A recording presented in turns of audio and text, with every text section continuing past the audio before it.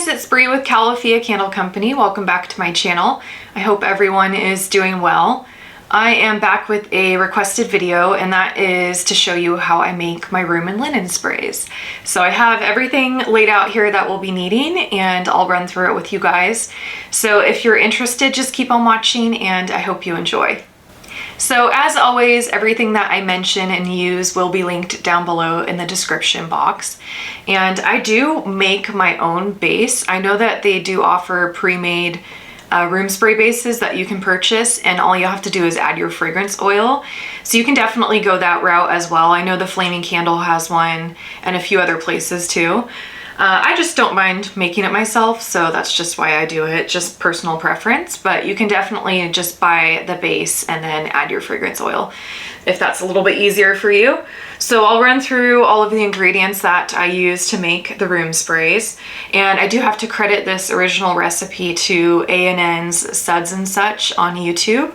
I'll have her video linked down below, but that's where I got the recipe from. So it is 92% distilled water, 2% polysorbate 20, 5% fragrance oil, and 1% preservative. And the preservative that I have is Optifin Plus, also known as sorbic acid plus 2 PF. This is from Wholesale Supplies Plus, and so is the polysorbate 20. And then the fragrance oil that I'm using today is my Olavista scent, which is the mango and coconut milk from Midwest Fragrance Company. This is probably my best-selling fragrance, this one and Iced Vanilla Woods, which is my Del Mar scent. So I don't have any Olavista room sprays in stock right now, so that is what we'll be making today. So just 4 things to make the room sprays, pretty simple. I will say that when you look at the price of the preservative, you're going to be shocked. It's a little bit pricey. This, I believe, is, I don't have it on here, but I think it's like $72 or something like that. The polysorbate, I think, is around 10. But the nice thing about Wholesale Supplies Plus is they do offer free shipping over $25. And you really don't need too much of the preservative, so it does last a long time. And then just to give you an idea, I do have the cost of goods here, and I'm actually in the process of redoing all of my cost of goods because with the inflation, things have increased in prices and therefore our cost of goods are affected. So last year it cost me $2.19 to make a room spray. That's including everything, the bottle, all of the ingredients. And then currently it's $2.24. So it has only gone up 5 cents, which really isn't that bad, and not enough to make me have to reflect that increase in my retail cost.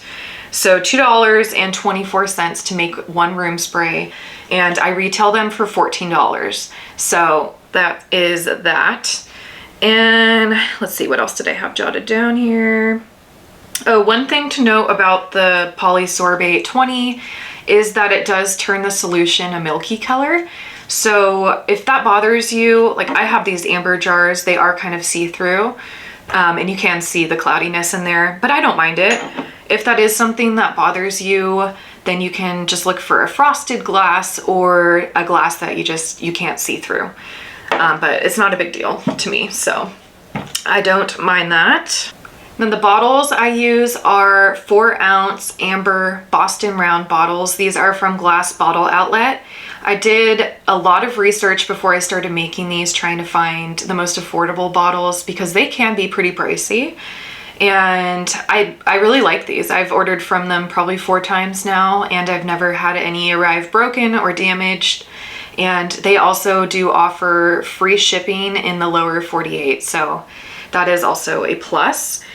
They come in a 24-pack, and I want to say they're on sale right now too. I was just looking. It's like $31 for the 24-pack, so not a bad deal. And then the labels that I use are actually the same labels that I use for my wax melts, so it's nice to kind of have them be dual purpose. These are the 2.125 by 2.125 square labels from Online Labels. And if you're unsure about what label size you want for your bottles, my advice would be to literally start measuring out a piece of paper and cutting it and just taping it on so you can get a visual and see what size you think you'll like best before you start ordering any. And a few other things that you'll need is a scale. You need something to pour your mixture into. So I just have this plastic pouring pitcher here.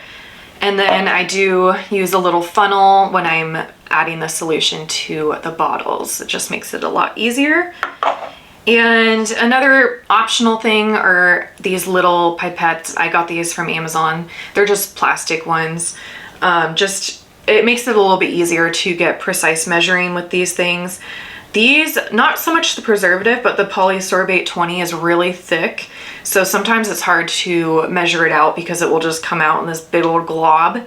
So when you're getting close to the amount you need, I find that it's easier to just kind of start using the pipette to really get that exact amount. So just an optional thing that you can use to make it a little bit easier. Okay, so just moved you guys a little bit closer so you can see easier.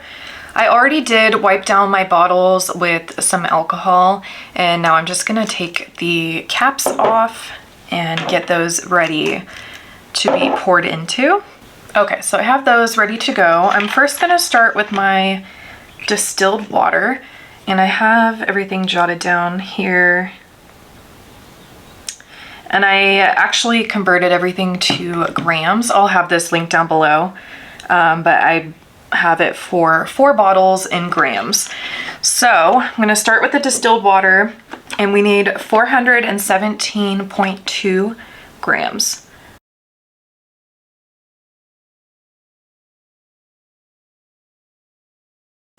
Just a touch over, so I'm gonna take the pipette and take some out. Perfect. Next, I'm gonna do the Polysorbate 20. We need 9.2 grams of this, and I'm gonna use a little skewer to pour against. It just makes it pour out without spilling all over the bottle. This is the same thing I do for any fragrance oils that I don't have this screw cap on. Just keeps it from making a mess. So 9.2 grams, and I'm sure you'll be able to see just how thick this stuff is.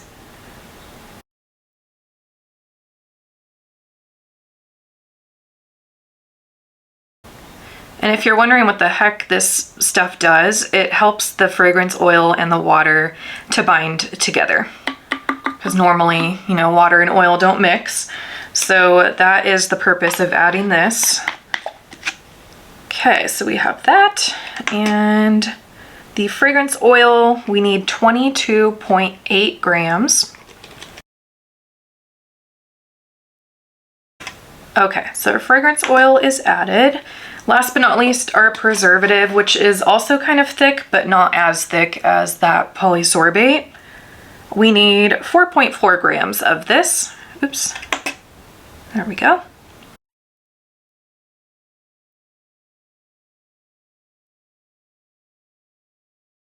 And the preservative does exactly what it says. It preserves the solution. So it's gonna prevent it from getting moldy or anything like that. And that is it. So now we're just going to stir this together, and then we'll be ready to pour it into the bottles. I had to get my spatula. I forgot to mention, you will need something to stir it. So I'm gonna go ahead and take it off the scale. And you can see right now it's looking pretty clear, but when I start mixing it, it turns cloudy. So again, if that bothers you, just get a bottle that you can't see through. But I, like I said, don't mind it. And you just want to stir it till everything looks combined. I'm making sure to get the bottom and the sides. Okay, that looks pretty good. Now I'm gonna grab my scale again, and I'm gonna put a bottle on there. And then I'm gonna put this little funnel in the bottle. And we're filling this to 113 grams. And this is something that little pipette will also come in handy with if you overfill. You can just stick that in and take a little bit out. Perfect. On the dot. Then I will set that one aside. I shake off this little funnel to make sure it's not gonna drip on the bottle. And then we move on to the next one. One of the things I love about making these room sprays is that it's instant. You don't have to wait for anything to cure. As soon as you're done making these, they are ready to go.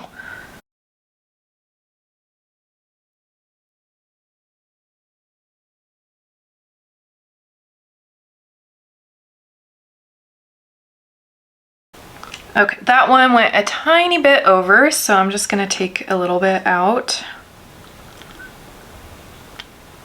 because I just want to make sure that I have enough for the next one.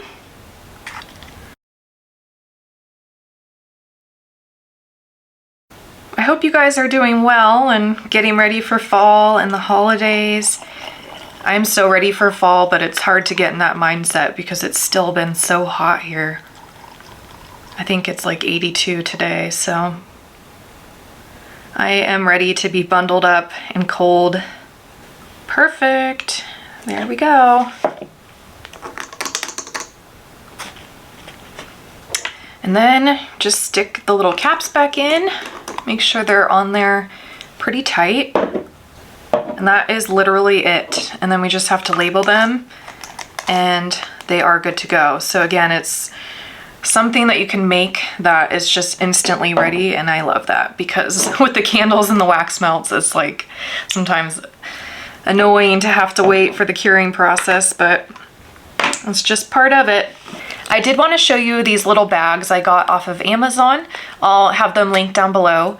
I do like to put the room sprays in here for shipping just to help prevent any leakage if that were to occur. I don't want these spilling out all over the box or damaging any other products that might be in the box. So these work out perfectly. Colette wanted to say hi. And this is Shadow. We're babysitting him this week. Good boy. Say hi, Colette. Good girl. So for labeling, I have one label on the back and one on the front. So this is what I put on the back. I have my logo, the directions, the ingredients, and my website. And then for the front, I actually just changed this because I recently updated my candle packaging and I wanted everything to be cohesive and match. So I did the same label for the room sprays, and I'll be changing out the wax melt labels as well. So that is for the front. And then when it comes to putting the labels on, this product has been very helpful. This is the label ledge. I ordered this a couple months ago, and it's really just made the labeling process go a lot faster. And this is not a sponsored video or anything. I just wanted to share this product. So basically what it is, you have this black bar here. This is known as the ledge, and this is adjustable. So you can slide it up or down depending on where you want your label to go. And then this bottom piece here is also adjustable depending on how large or small your product is. So you just put that in the slots, and there you have it. And how it works is you place the bottle down here all the way up to the bottom of the product. And then what you're gonna do is place your label on the ledge. And you can use these arrows right here kind of as a guide. This helps you ensure that it's in the same spot on every single product. So I like to go for this bottle just below that first point of the arrow. I mean the point of the first arrow. So you just want to line your label up against the very edge of the ledge. And then what you want to do is just gently press it down on the bottle and then pull off. And then all you have to do is finish adhering it to the bottle, and you're left with a straight label. So it's really been a helpful product, and it just makes it go by a lot faster. They are a small business, and these are made in the USA, so I just love supporting other small businesses. So definitely check them out if you haven't already. I will have their website linked down below. So I'll go ahead and finish labeling these, and then I will come back.